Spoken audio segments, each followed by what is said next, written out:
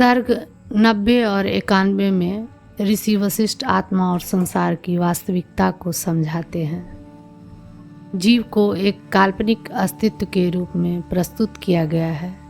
यह संसार केवल चित्त वृत्तियों या मानसिक कल्पनाओं का परिणाम है। संसार माया द्वारा उत्पन्न होता है। आत्मा जो पूर्णतः स्वतंत्र है, माया के कारण बंधन में प्रतीत होती है। आत्मज्ञान होने पर जीव समझता है कि वह वास्तव में सत शुद्ध चेतना है। आकाश की भांति आत्मा अचल और असीम है। जिस प्रकार आकाश में घट या पात्र दिखाई दे सकते हैं, लेकिन उनकी कोई स्वतंत्र सत्ता नहीं है, उसी प्रकार आत्मा में संसार प्रकट होता है। यह सर्ग बताता है कि संसार कैसे अनुभव होता है और आत्मा कैसे उससे परे है। चित्त की गति के कारण संसार का अनुभव होता है। चित्त स्थिर होने पर संसार का अनुभव नहीं होता। संसार की सभी वस्तुएं मिथ्या हैं, क्योंकि वे आत्मा से भिन्न हैं। जब व्यक्ति यह समझ लेता है कि मैं और संसार दोनों एक ही चेतना का विस्तार है, तो द्वैत नष्ट हो जाता है। स्वप्न की भांति यह संसार भी भ्रम मात्र है। जागृति आत्मज्ञान होने पर यह भ्रम समाप्त हो जाता है। सर्ग 90 और 91 हमें आत्मा और संसार के बंधन में अद्वैत दृष्टिकोण सिखाते हैं। आत्मा असीम, शुद्ध और निर्गुण है। संसार माया का परिणाम है और भ्रमात्मक है।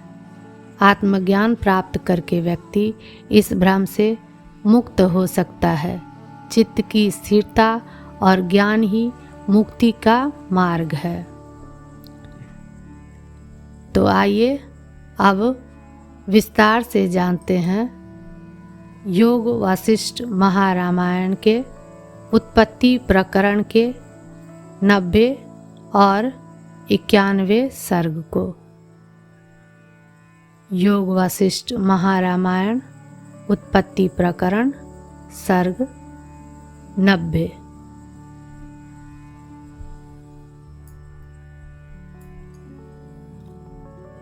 भरत मुनि के शाप से उनके देहों के नष्ट होने पर भी उनके मन की तन्मयता नष्ट न हुई, यह वर्णन। भानु ने कहा, हे ब्राह्मण, तदंतर इंद्र नामक विट के ऐसा कहने पर कमल के तुल्य नेत्र वाले उस राजा ने समीप में स्थित भरत नाम के ऋषि से कहा। राजा ने कहा, हे भगवान, आप संपूर्ण धर्म के मर्म को जानने वाले हैं। मैं मेरी पत्नी का अपहरण करने वाले इस दुरात्मा के मुख में अत्यंत घृष्टता देखता हूँ। हे महामुने, आप इसके पाप के अनुरूप इसे शीघ्र शाप दीजिए, क्योंकि यदि इसको दंड न दिया जाए तो मारने योग्य पुरुष के त्याग से वही पाप होता है जो कि अवध्य के वध से होता है। इसलिए इसे दंड देना आवश्यक है।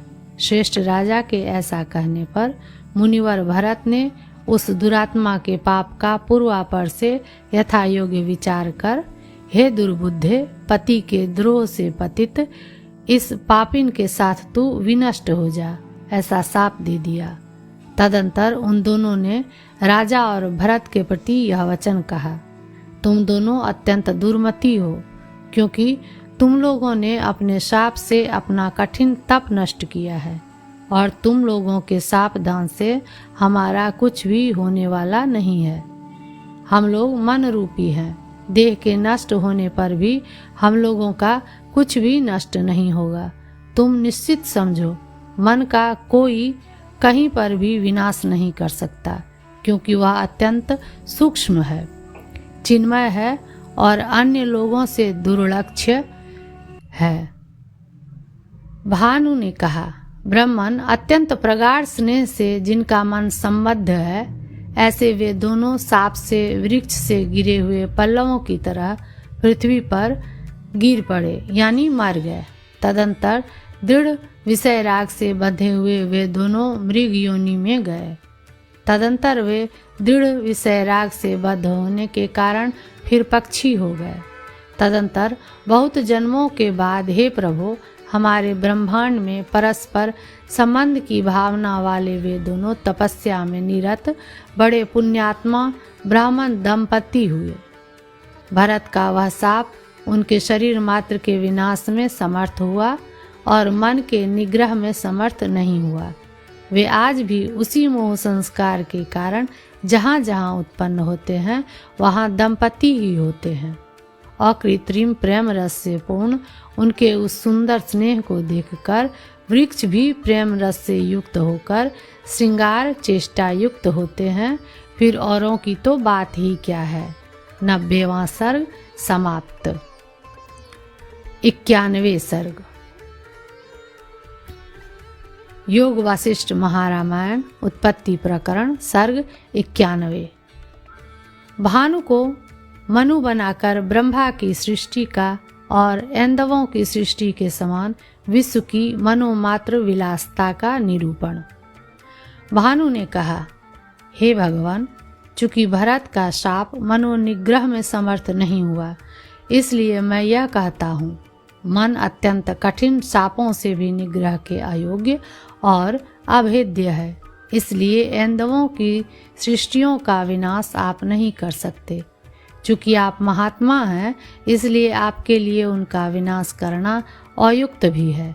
हे नाथ, इस संसार में और विविध संसारों में वह कौन सी वस्तु है जो कि महात्मा और सबके स्वामी आपकी दीनता के लिए हो?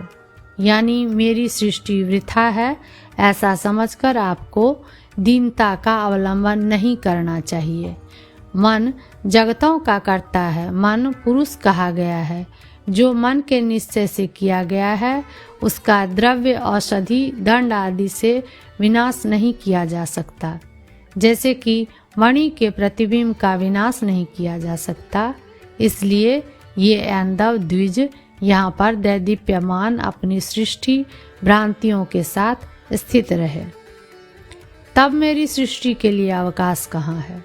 ऐसी शंका होने पर कहते हैं, आप इस अनंत स्वचित्ताकाश में प्रजा की सृष्टि करके स्थित होइए, क्योंकि चित्ताकाश, चिदाकाश और परमाकाश ये तीनों अनंत हैं और ये तीनों चिदाकाश से प्रकाशित हैं।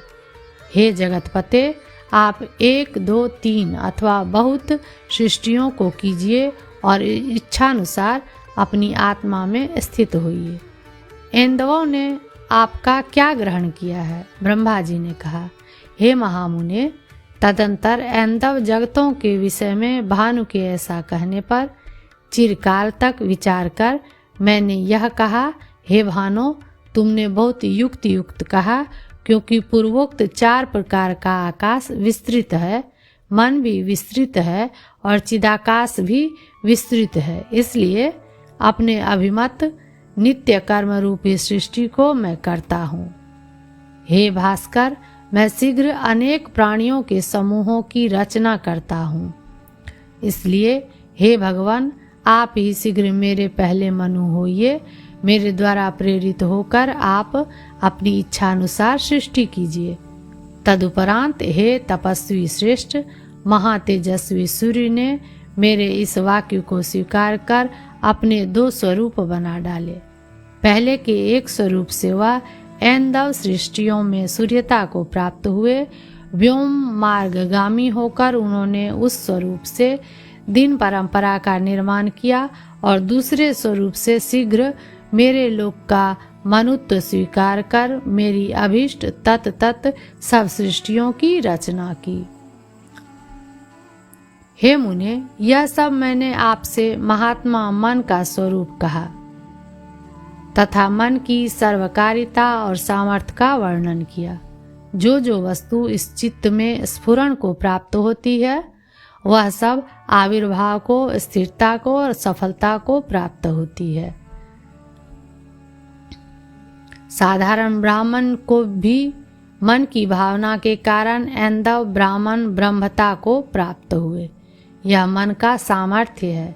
जैसे ऐंदव जीव चिद भाव से चित्तत्व को प्राप्त कर चित्तत्व से हिरण्यगर्भता को प्राप्त हुए, वैसे ही हम भी चिद्भाव से चित्तत्व को और चित्तत्व से ब्रह्मता को प्राप्त हो गए। चित्त प्रतिभा स्वरूप है, उसका जो प्रतिभासन है वही देहादि रूप से प्रतीत होता है, इसलिए देहादि मन ही है।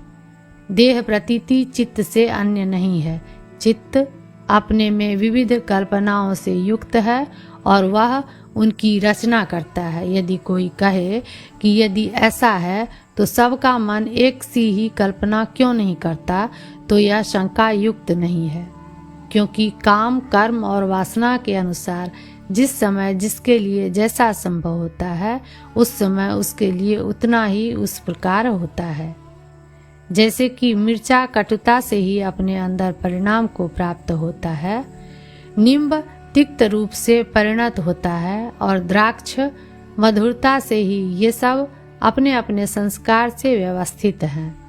वैसे ही मन भी तत्त समय में तत्त वस्तु की अपने में ही रचना करता है।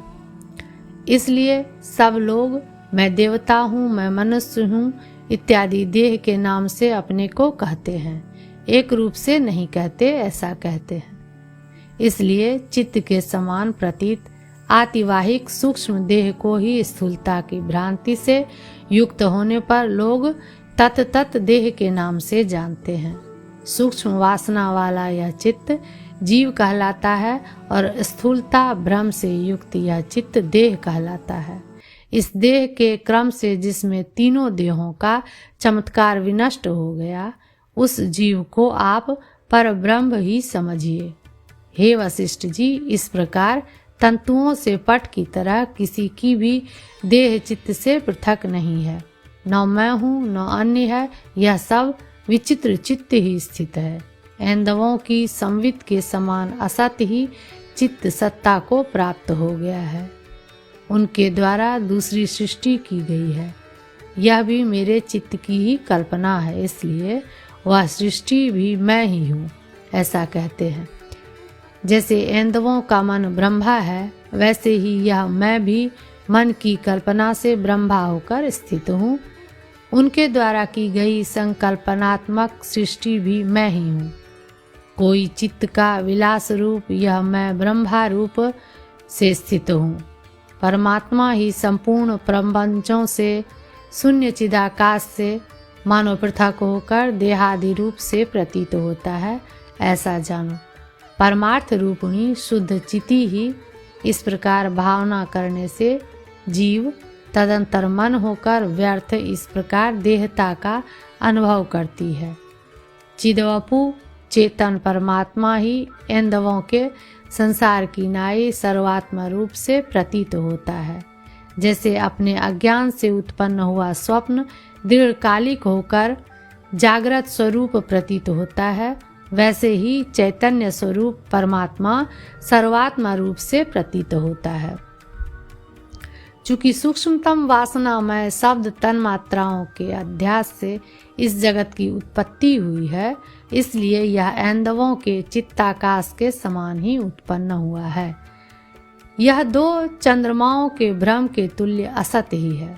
यदि उदासीन चित्त से ही इस सब की उत्पत्ति है, तो देहादि में अहंता के अभिमान से यह अनुदासीन रूप कैसे प्रतीत होता है, इस पर कहते हैं।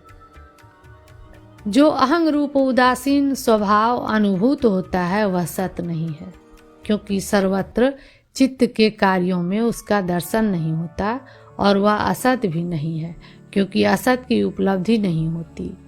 इसलिए वह सत्ता असत्ता रूप है, यानी सतरूप होने से वह सत्य ही है, असत रूप स्वरूप होने से वह असत ही है। कहीं पर उसकी प्रतीति होती है, अतः वह सत सा प्रतीत होता है, कहीं पर उसकी उपलब्धि नहीं होती, अतः असत स्वरूप है, यूं विरुद्ध स्वभाव वाला प्रतीत होता है, इसलिए वह मायिक ही है, यह अर्थ है। इस प्रकार जड़ाजड़ विरुद्ध स्वभाव होने से भी मन मायिक ही है, ऐसा कहते हैं। संकल्प रूपी विपुलाकार मन को जड़ और अजड़ स्वरूप जानिए। ब्रह्म रूप होने के कारण वह अजड़ है और दृश्य रूप होने से जड़ है। वह कब दृश्य रूप होता है और कब ब्रह्म रूप होता है। यदि ऐसी किसी को शंका हो तो इस पर कहते हैं, मन दृश्य के अनुभव काल में दृश्य की तरह स्थित रहता है। सत्य आत्मा के सद्भाव में ब्रह्म के अनुभव से अतिरिक्त उसका विलास नहीं होता, अतः ब्रह्म ही है। जैसे सुवर्ण में कटकत्व हाथ के अलंकरण रूप कार्य की दृष्टि से सुवर्ण से पृथक होता हुआ भी सुवर्ण दृष्टि से सुवर्ण ही रहता है, वैसे ही मन भी ब्रह्म रूप से स्थित रहता है। इस प्रकार जगत भी जड़ाजर रूप विरुद्ध स्वभाव होने से माइक ही है, ऐसा कहते हैं। चीटी पर्यंत संपूर्ण जगत जड़ाजर धर्म शून्य है। युक्ति रूप दृष्टि से देखने पर एक में उक्त उभय विधता असंभव है, ऐसा बोध होता है, सही। पर परमार्थ दृष्टि से तो वह धर्म शून्य है, अर्थात परम तत्व में जड़त्व और चेतन स्वरूप किसी भी धर्म की स्थिति सिद्ध नहीं हो सकती। यह जड़ है अथवा यह चेतन है, यह व्यवस्था अनुपलब्धि के समय होती है या उपलब्धि के बाद।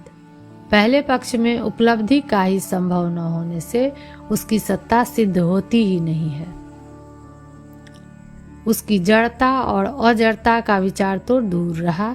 इस आशय से कहते हैं, वृक्ष आदि पदार्थ चिन्मय नहीं है, अतः उनकी उपलब्धि संभव नहीं है, क्योंकि सदृश वस्तुओं की सदृश संबंध से वृत्ति द्वारा ऐक्य संबंध से उपलब्धि होना प्रसिद्ध है।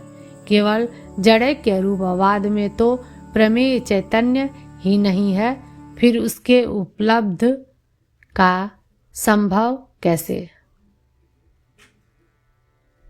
भाव यह है कि विषयावच्छिन्न चैतन्य और मनोवच्छिन्न चैतन्य के इंद्रिय द्वारा अभिन्न यानी अपृथक होने पर प्रत्यक्ष ज्ञान होता है। जो वस्तु दूर है, इंद्रिय गोचर नहीं है, उसका अनुमान आदि से ज्ञान होने पर भी वह परोक्ष के प्रत्यक्ष नहीं है। यही दर्शन शास्त्र की प्रक्रिया यहाँ पर दर्शाई गई है। दूसरे पक्ष में कहते हैं, प्रमेय का उपलम्भ में अंतर्भाव होने पर उपलम्भ के विषय पदार्थ की चित्त स्वभावता ही अवशिष्ट रहती है। इसलिए इस सब को अजड़ ही यानी चेतन ही समझो, क्योंकि पूर्वोक्त दो चैतन्यों का वृत्ति द्वारा ऐक्य लक्षण संबंध से ही उपलम्भ होता है। ऐसी अवस्था में उपलम्भ न होने पर तथा उपलम्भ होने पर जड़ चेतन भेद दुर्घट है। जैसे महामरु में पत्ते लता आदि नहीं रहते, वैसे ही अनिर्देश्य पद में जड़त्व चेतनत्व आदि शब्दार्थ नहीं है। उस चित्त की चैत्याकार कल्पना ही मनस्त्व है। उसी में जड़ाजर विकल्प होता है। उस जड़ाजर के विकल्प का विवेक ही निर्मनस्कता है। इस आशय से कहते हैं, चित्त की जो चैत्याकार कल्पना है वही मनस्त्व कहा गया है। उसमें जो चिद भाग है वह अजड़ है और चैत्यांश में जड़ है। इसमें चिद भाव ज्ञानांश और चैत्य भाग जड़ दिखाई देता है। इस प्रकार जगत भ्रांति को देखता हुआ जीव चंचलता को प्राप्त होता है, यानी इसमें चैतन्य रूप आत्मांश की विस्मृति होने से जड़ स्वरूप जीव जगत का भ्रम उत्पन्न होता है। चित्त में स्थित चित्त स्वभाव ही चित्त और जगत, इस भेद से दो प्रकार का किया गया है। इसलिए एकमात्र चित्त बुद्धि से ज्ञात यह संपूर्ण जगत चित्त ही है और द्वैत बुद्धि से ज्ञात भी यह जगत चित्त ही है।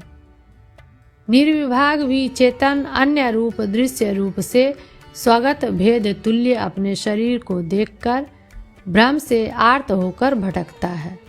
वास्तव में यहाँ पर भ्रांति है, न भ्रांति युक्त पुरुष है। यह निश्चय है, किंतु परिपूर्ण सागर के तुल्य स्थित हुई चिति ही जगत भ्रांति आदि रूप से जानती है, यानी अनुभव करती है। इस चिति का सर्वरूप जाड्य भी चिति ही है, क्योंकि उस जाड्य में तुमको चित्त का अनुभव होता है। यदि उसे अचिदेक स्वभाव भी माना जाए तो उसका स्फुरण नहीं होगा, और स्फुरण न होने से जाड्य की भी सिद्धि नहीं होगी। जैसे जड़ में अवबोध है, वैसे ही चेतन में जड़वाग भी है। ज्ञान का अंश चिद्भाव है और जड़ता का उदय अहंता है। यदि कोई शंका करे कि अहंता में जड़ता कैसे है, तो उस पर ब्रह्म से व्यावृत्त होने के कारण वह जड़ है ऐसा कहते हैं। पर तत्व में अहंता आदि तनिक भी नहीं है, क्योंकि वह चिदेक रस है। जैसे जल में लहर आदि पृथक नहीं है, वैसे ही वह केवल संविदेक रस है। इसलिए अहंता की असत्ता भी है ऐसा कहते हैं। आविर्भाव को प्राप्त हुआ जो चैतन्य है, उसे अहंता से दिखाई देने वाला जानो। वह मृग तृष्णिका के जल के अनुरूप है, वस्तुतः वह है ही नहीं। संपूर्ण द्वैत का बाद होने पर भी विनष्ट न होने वाले आत्म तत्व को अहंता का अनाश्रय जानिए, और उस निरामय ज्ञान रूप चित्त स्वभाव को ही लोग वासना से घनीभूत अहंतादि रूप से जानते हैं। जैसे कि शीतलता को ही घनी भाव होने पर हिम रूप से देखते हैं, स्वप्न में अपने मरण के तुल्य चेतन ही जाड्य को प्राप्त करता है। सबके आत्मस्वरूप होने के कारण संपूर्ण शक्तियों का आविष्कार करता हुआ चेतन ज्ञान की दृढ़ता के बिना समता को प्राप्त नहीं होता। पदार्थ आदि रूप के सर्वरूप मन ही वृद्धि को प्राप्त होता है। नाना प्रकार का चित्त रूप यह अतिवाहिक देह आकाश के समान निर्मलाकृति है। इसका किस प्रकार ज्ञान हो सकता है, इसका उपाय कहते हैं। स्थूल देह आदि रूप तीन देहों की प्रतिभास रूपता का त्याग कर रहे अधिकारी चित्त को ही प्रतिभासात्मक चित्त का स्वयं विचार करना चाहिए। विचार रूप शोधन करने पर चित्त क्या होता है यह कहते हैं। चित्त रूपी तांबे का शोधन करने पर जब वह परमार्थ रूप सुवर्णता को प्राप्त होता है, तब निरतिशय आनंद की उपलब्धि होती है। यदि कोई कहे तब देह आदि का भी शोधन करना चाहिए, उससे भी पुरुषार्थ क्यों प्राप्त नहीं होता। इस पर कहते हैं, देह रूप पत्थर के टुकड़ों का शोधन करने से क्या लाभ है, अर्थात देह आदि का शोधन वृथा है। जो वस्तु वर्तमान रहती है उसका शोधन होता है, उसका शोधन फलवान है। आकाश में कल्पित वृक्षों को शोधे जाते किसने देखा। यदि देह आदि अविद्या सत्य हो तो उसका शोधन हो सकता है। अतएव आत्मा आदि शब्द देह में प्रयुक्त किए गए भी श्रुति में देहवाची नहीं देखे गए, क्योंकि श्रुति असत्य अर्थ का प्रतिपादन नहीं करती है। जो असत्य का आग्रह करने वाले, देह में दृढ़ आत्मबुद्धि करने वाले चार्वाक आदि पामर हैं, वे आत्मादि देहवाची ही है ऐसा कहते हैं। जो उनकी प्रमाणिक वस्तु का तनिक भी उपदेश नहीं करते हैं, वे पुरुष पशु हैं। यदि कोई कहे अमूर्त चित्त मूर्त देह भाव को कैसे प्राप्त हुआ, तो उसकी भावना से ही प्राप्त हुआ ऐसा कहते हैं। यह मन जैसी भावना करता है तुरंत वैसा ही हो जाता है। यहाँ पर ऐंदव, अहल्या और कृत्रिम इंद्र आदि के निश्चय दृष्टांत है। उक्त अर्थ का ही स्पष्ट रूप से प्रतिपादन करते हुए उपसंहार करते हैं। प्रतिभास स्वरूप चित्त जब जब जिस रूप से स्फुरित होता है, तब तब उस प्रकार के देह के रूप से उदित होता है। यह देह नहीं है, अहम रूप से प्रसिद्ध अहंकार भी नहीं है। इसलिए तुम एक रस स्वरूप रूप का ज्ञान प्राप्त कर इच्छा शून्य होकर स्थित हो। जैसे बालक किसी युक्ति से यक्ष रहित देह में प्राप्त होकर भी यक्ष उसकी भीषणता आदि कल्पना से भय को प्राप्त होता है, वैसे ही यह मनुष्य आदि का शरीर है। यह प्रत्यक्ष देह भोग्य प्रपंच है। यूं अपनी कल्पना से यह आत्मा ही देह होता है और यही संपूर्ण भोग्य होता है। उन भावों को प्राप्त होने से देह आदि के नाश के पश्चात नाश को प्राप्त होता है।